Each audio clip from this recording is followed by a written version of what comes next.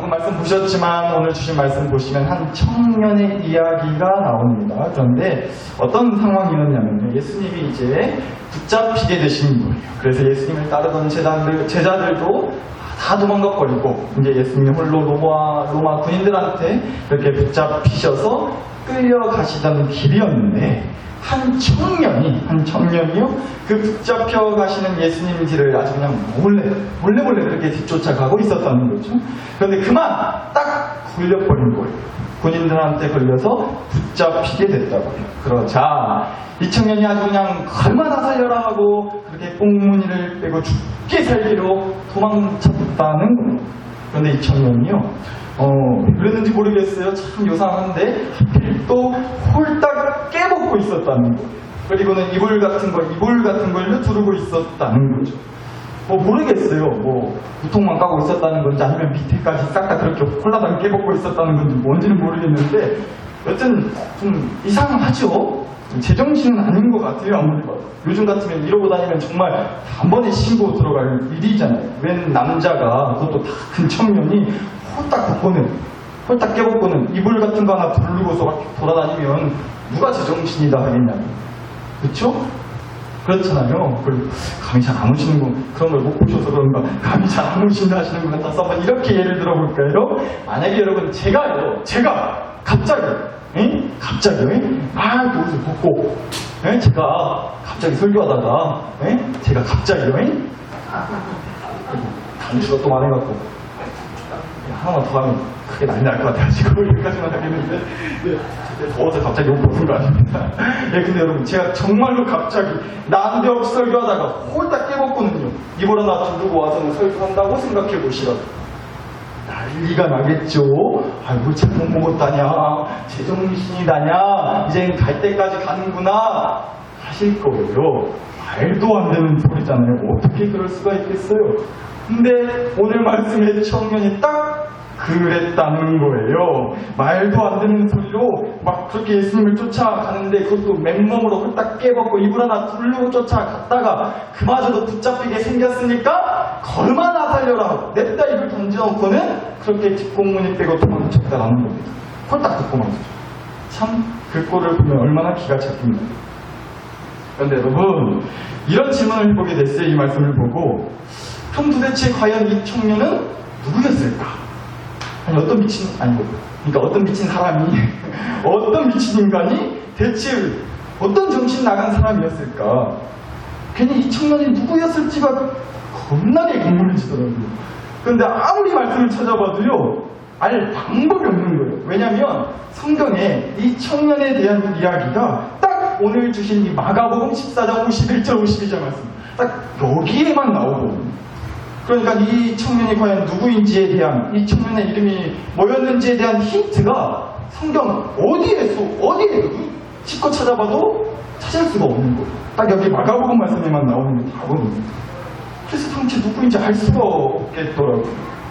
그런데 여러분 반대로 그래서 또 짐작해 볼 수가 있겠더라고요. 뭔 얘기냐? 오늘 말씀의 상황이었던 이 예수님이 붙잡혀 가셨다는 이 얘기를 보통 이제 사복음서라고 해요. 마태복음, 마가복음, 누가복음, 요한복음, 신약성경 앞에서부터 차례대로 나오는 이 4개의 복음서를 가리켜서 사복음서라고 하는데 여튼 이 4개 말씀 똑같이 모두 다예요. 예수님이 붙잡혀 가셨다는 그 얘기. 또 그리고 나서 제자들이 하나같이 다 도망쳐버렸다는 그 얘기를 이 사복음서라고 하는 마태복음부터 요한복음 모든 4개의 말씀에 똑같이 나온다고요. 그런데요 붙잡혀 가시는 예수님의 뒤를 따라서 맨몸으로 이불 하나 들고 따라갔다가 도망친 청년에 대한 이야기는요 하필 희한하게도 오직 마가복음 말씀에만 나온다는 겁니다. 그럼 한번 짐작해 볼 수 있다는 거죠. 그러니까 이 청년에 대한 이야기를 이 사건을 누구만 알고 있었다? 바로 마가복음을 쓴 사람 그 사람만 알고 있었다는 거죠. 마태복음을 쓴 마태도, 누가복음을 쓴 누가도, 요한복음을 쓴 요한도 몰라서 아무도 쓰지 않았던 이 청년에 대한 이야기를 마가복음에서만 다루고 있다. 마가복음에만 써있다? 그럼 당연히 뭐겠어요. 마가복음을 쓴 사람만큼은 이 청년에 대한 이야기를 알고 있었다는 거죠. 그런데 여러분 마가복음을 쓴 사람이 누구예요? 말씀 제목부터가 이미 마가복음이라고 되어 있는 거 보니까 당연히 복음이라고 하는 사람이 있었겠죠? 아니잖아요. 바로 맞아요. 역시 우리 나사롭게 수준 엄청납니다. 맞아요. 마가라고 하는 사람이 있었다고 알려져 있어요. 따라서 정리하자면요, 마가복음에만 나오는 이 사건, 이 청년에 대한 이야기, 결국 누구만 알고 있었다는 거죠? 마가복음을 쓴 마가라고 하는 사람만 알고 있었다는 얘기가 되는 거죠. 그래서 마가복음 말씀에만 나오는 거 아니겠냐고. 그럼 다시 또 질문해보죠. 만약 그렇다면 마가는 과연 이 청년에 대한 얘기를 어떻게 알고 있었을까요? 제가 정말 이런저런 생각을 해봤는데 아무리 생각해봐도 이 두 가지 정도밖에 가능성이 없을 것 같더라고요. 하나는 마가가 누군가한테 이 청년에 대한 이야기를 들어서 알 수 있었던 거예요. 그렇잖아요. 누구한테 이 청년에 대한 얘기를 들은 게 있어가지고 마가는 알고 있었던 거죠. 아니면 또 하나의 가능성 뭐겠어요? 자기가 직접 겪은 일이었던지가 자기 얘기였던 거예요. 그러면 당연히 자기만 알 수 있는 거죠. 아무리 생각해도 이 둘 중에 하나지 않겠어요? 누구한테 들어서 알게 됐거나 아니면 자기가 직접 겪은 자기 얘기이거나 이 둘 중에 하나일 것 같아요. 그런데 우리가요, 이 둘 중에 과연 어떤 거겠다, 바로 이거겠다 또 짐작해 볼 수가 있겠는 게요, 마가라는 사람이 이 마가복음을 쓴 배경을 보면 알 수가 있겠더라고요. 여러분, 이 마가는 어떤 사람이었냐면요, 예수님의 12 제자 중에 한 사람이었던 베드로, 그 유명한 베드로를 따라다니면서 베드로의 그 통역사 일을, 실제로 통역사 일을 맡았던 사람이었다고 해요. 그리고 말씀을 찾아보더라도 이 베드로와 마가, 이 둘 사이가 굉장히 각별하고 가까웠다고 말씀이 좀 나오거든요. 베드로전서에 있는 5장 말씀만 보더라도 베드로가 마가를 가리켜 부를 때 나의 아들 마가가 어찌고 저찌고 그래요. 마가를 가리켜 나의 뭐라고 불렀다고요? 아들이라고 했단 말이에요. 진짜 아들이어서가 아니라 아들이라고 할 만큼 굉장히 각별하고 가까운 사이였다는 거죠, 베드로와 마가가. 그러니까 이렇게 마가는요, 베드로를 그렇게 따라다니면서 베드로의 통역사 일을 했었고 베드로와 영적으로 한 가족이 될 만큼 누구보다 가깝게 지내면서 아무래도 베드로한테, 예수님의 제자였던 베드로한테 예수님에 대한 이런저런 얘기들을 아주 누구보다 옆에서 가까이 생생하게 들었던 그런 사람이었다는 거예요. 베드로가 어떻게 예수님의 제자가 되었고, 예수님이 어떤 분이셨고, 예수님이 이 땅에서 어떤 얘기들을 하셨고, 어떤 일들을 하셨는지를, 예수님에 대한 이런저런 얘기들을 누구보다 옆에서 그렇게 직접 들은 사람이 바로 마가였다는 거죠. 그리고 나서 마가가 그렇게 베드로한테 들은 얘기를 모아서 기록한 말씀이 바로 마가복음 말씀이었다고 해요. 따라서 생각해 볼 수 있는 거죠. 마가복음 말씀에만 나오는 이 청년에 대한 이야기, 깨벗고 도망쳤다는 이 청년에 대한 이야기, 마가는 어떻게 알았겠어요? 어쩌면 혹시라도 베드로한테 직접 들어서 알게 됐구나 라고 생각해 볼 수가 있는 거죠. 베드로한테 이제 그 얘기를, 청년에 대한 얘기를 들어서 마가가 알 수 있었구나, 우리가 그렇게 생각해 볼 수 있다고요. 그런데 여러분 한번 생각해 보자고요. 그게 가능했을까요? 아니죠. 오늘 주신 말씀의 바로 앞절인 50절에 역시나 제자들도요 다 그렇게 예수님을 버리고 도망쳤다고 되어 있어요. 그러니까 제자 중에 하나였던 베드로도 이미 도망친 이었기 때문에 그 뒤로 어떤 청년이 예수님을 맨몸으로 쫓아갔다가 붙잡힐 뻔해서 도망쳐고 그랬다? 베드로는 알 수가 없는 얘기였어요. 자기는 그 전에 이미 도망친 후였으니까. 그래서 베드로한테 마가가 그런 얘기를 들었을 확률은 굉장히 적어 보인다라는 거죠. 그럼 여러분, 또 하나의 가능성 뭐가 있었죠?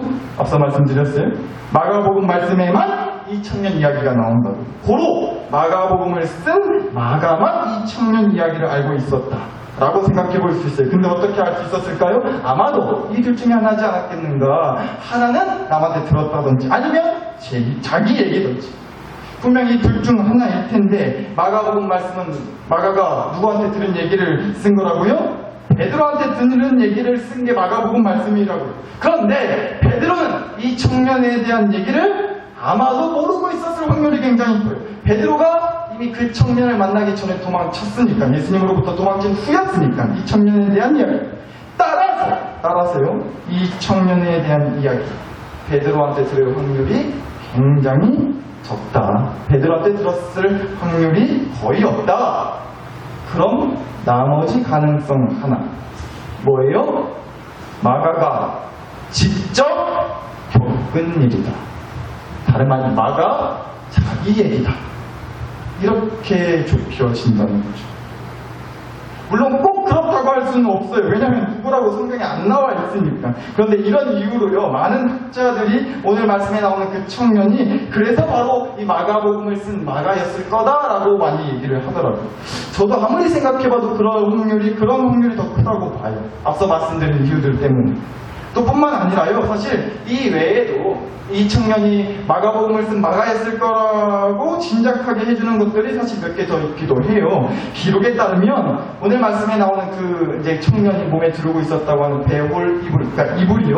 그런데 이 이불이요, 당시에는 뭐 아무나 그렇게 쉽게 집에 갖고 있을 수 있는 그런 이불이 아니라 제법 좀 사는 집들, 그러니까 소위 말해서 부자라고 하는 사람들이나 갖고 있던 이불이었다고 해요, 실제. 그런데 당시 마가라고 하는 사람이 정말로 실제로 기록에 따르면 굉장한 부자였다고 나오더라고요.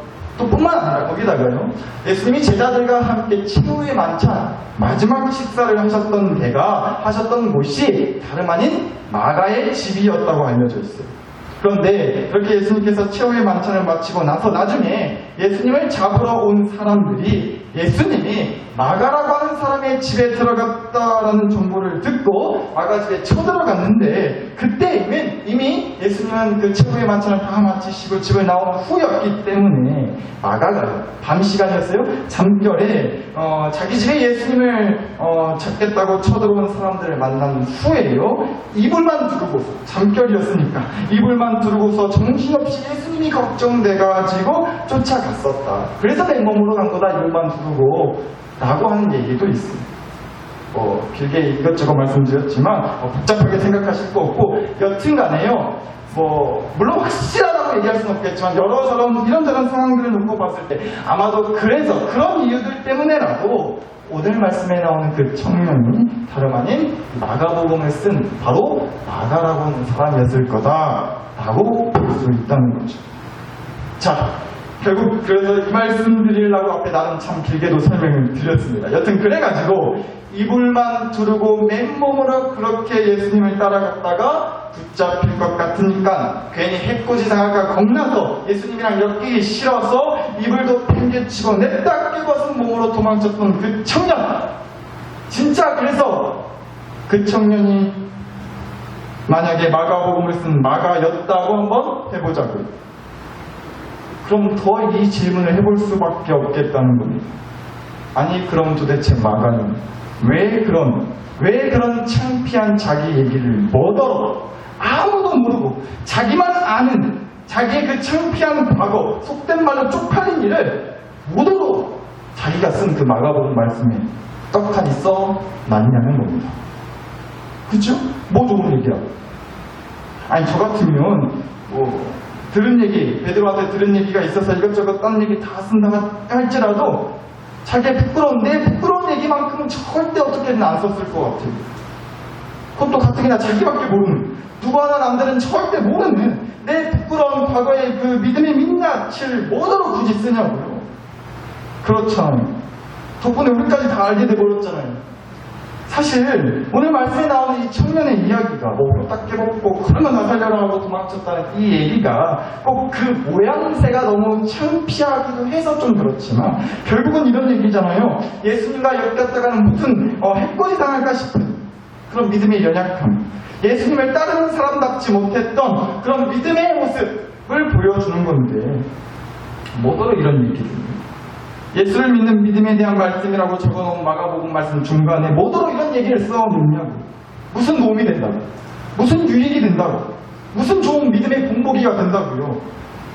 아니, 좀 뭔가 믿음으로 담대하게 두려워하지 않고 믿음으로 기어코 예수님을 따라갔느냐, 예수님과 함께 죽으면 죽으리요 쫄지 않고 예수님 믿는 믿음 하나로 우리 지켰느니라, 그렇게 우리 지켰느니라, 이런 말씀이면 모르겠는데 이런 얘기였다면 100번 1000번 이해가 가는데 아주 그냥 더 늘리고 늘려서라도 아예 몇 장을 들여서라도 쓰고 또 썼다면 이해가 되겠는데 모두로 예수님을 두고서 도망쳤다는, 예수님을 두고 도망쳤다는 그 부끄러운 자기의 과거를 굳이 모두로 썼냐는 거예요. 남한테 가르치고 싶은 얘기잖아요. 남들은 절대 몰랐으면 하는 얘기지 않냐고요, 이 얘기가. 이런 거죠. 마치 여러분이 교회에 오시기 전에, 오늘만 하더라도 교회에 오시기 전에 저만 빼놓고 아주 그냥 여러분 모두가 다 같이 맛있는 거 잡수시고는 입술에 묻은 양념 티 안 나게 깨끗이 닦고 절대 우리 목사님만 빼놓고 먹었다는 거에 티 안 나게 해야 된다고 그랬는데 눈치 없이 아무개 집사가 목사님 우리끼리만 만난 거 못 봤죠? 하고 더럽게 눈치 없이 목사님한테 와가지고 자랑하는 거랑 똑같은 거 아니냐고요. 딱 걸렸다 싶으시죠 지금? 아유 제가 참 지어낸 얘기인데도 살짝 삐질 뻔했습니다 사실. 근데 역시나 아유 우리 목사님만 빼놓고 어떻게 우리가 맛있는 거 먹을 수 있냐. 당연히 같이 먹어야죠. 아멘 또 없으시네? 알겠습니다. 아이고 우리 목사님 참 목사가 아니고 귀신 같다고 저번에 그런 거 어찌 알았냐고 하는 눈빛들은 아니시기를 간절히 바랍니다. 제가 딴 거 몰라도 그런 데는 연빨이 좀 세요. 네, 여튼간에 당연히 우스갯소리로 드린 말씀이고요. 이렇게 분위기가 어색해질 줄 몰랐어요. 집에 가셔서 먹을 거에 환장한 목사라고 뭐라 하지 마시기 바랍니다. 제가 만난 거 있으면 꼭 대접하도록 하겠습니다. 근데 여튼 그런 거 아니겠냐고요. 비슷하게 예를 들자면 그만큼 남의 귀에 안 들어갔으면 하는 얘기가 있단 말이에요. 근데 하필 그 얘기가 딴 것도 아니고 뭐 그냥 우리끼리 뭐 먹었다 이 정도가 아니라 특히나 내 부끄러운 과거라면 절대로 남들은 몰랐으면 하는 창피한 얘기라면 아니 더 말할 것도 없는 거 아니에요? 뭐더러 굳이 그 얘기를 해요? 뭐더러 쓰냐고요 그 얘기를. 그것도 내 입으로 내 손으로. 근데 만약에 오늘 말씀에 나오는 그 청년이 진짜 마가 본인이었다면 마가는 대체 왜 자기만 아는 그 얘기를 마가복음 말씀에 이렇게 썼을까라는 질문을 그래서 해볼 수밖에 없다. 한번 생각해봤습니다. 대체 왜 그랬을까? 왜 마가가 진짜 이 청년이 마가였다면 왜 그랬을까? 생각하고 묵상하는 가운데 결국 주시는 깨달음이 이거였습니다. 여러분 마가가 그렇게 결국 정말로 오늘 주신 말씀의 청년이 마가였다면 결국은 이런 거잖아요. 예수님을 따르다 도망쳤다는 건데 만약 그렇게 예수님을 떠나 도망치는 걸로 끝났다면 마가는 절대 이 얘기를 하지 않았을 거예요. 이 얘기 못하는 거죠. 아 예수님 따르면 그야말로 인생 꼬이는구나. 예수님이랑 잘못 엮이면 인생 완전 골로 가는 거구나. 냈다 도망치고는 다시는 그 예수님이랑 엮이지 말아야지. 만약 그러고 평생 살았다면 마가는 이 청년 때의 얘기를 절대 누구한테도 하지 않았을 거예요. 그런데 굳이 아무도 모르는 지난 과거의 그 부끄러운 사건을 가감없이 얘기했다는 것입니다. 그러니까 결국 뭐 했어요? 마가가 다시 예수님을 따르는 그 길로 돌아왔기 때문에 지난 과거의 그 부끄러운 얘기를 해도 할 수 있었다는 겁니다. 그러니까 회복을 경험한 사람은요 더 이상 지난 과거의 자신의 그 잘못에 발목 잡히지 않을 수가 있게 된다는 거예요. 주님을 떠나고 도망쳤던 과거의 부끄러운 민낯을 얘기할 수 있다고. 어떻게요? 그런 자기를 주님이 기억하고 다시 주님을 떠나고 도망쳤던 자기를 주님이 기억하고 다시 주님을 따르는 원래의 자리로 회복시켜주시는 은혜를 경험했기 때문에 그러면 지난 자신의 과거의 그 부끄러운 얘기도 할 수 있게 되는 거 아니에요. 여러분 정말 오늘 말씀에 이 청년이 마가가 맞다면 마가는 이후에 베드로를 따라다니면서 베드로에게 들었던 예수님에 대한 이야기를 듣고 아마 더 뼈저리게 매일같이 깨닫지 않았겠어요. 예수님을 따르던 제자들도 하나같이 예수님을 다 버리고 도망갔잖아요. 심지어 마가 자신도 예수님이랑 낄까 두려워서 맨몸으로라도 헐레벌떡 도망치기 바빴다고. 그렇게 다 예수님을 떠났어요. 예수님 곁에 아무도 안 남았다. 다 예수님을 그렇게 따르던 길에서 도망쳐버렸다는 거예요. 그런데 정작 예수님은 도망치지 않으셨다. 십자가를 지는 그 길에서 예수님은 끝끝내 도망치지 않으셨어요. 근데 여러분, 사실 예수님도 도망치고 싶어 하긴 하셨었죠. 하나님이신 예수님이 인간의 몸으로 이 땅에 오셨기 때문에 인간으로서 느낄 수밖에 없는 그 두려움과 떨림 때문에 십자가에 매달려 죽는 거, 이거 안 하면 안 되냐고, 이거 안 하고 싶다고, 도망치고 싶다고 예수님도 그렇게 기도하셨었잖아요. 그러나 끝내 그러실 수가 없으셨던 거예요. 왜요? 하면 도망치는 우리 때문에. 뭐가 어쨌고, 뭐가 저쨌어, 상황이 어떻고, 지금 처지가 어땠어, 뭐가 마음에 안 들고 영 별로라서 하면 예수님을 따르다가 틀렸다 싶으면 도망쳐버리는 우리 때문에 예수님이 도저히 도망칠 수가 없는 거예요. 예수님 본인마저 도망쳐버리면 도망친 우리를 누가 다시 오라이 하고 빠꾸시킬 수 있냐라는 거예요.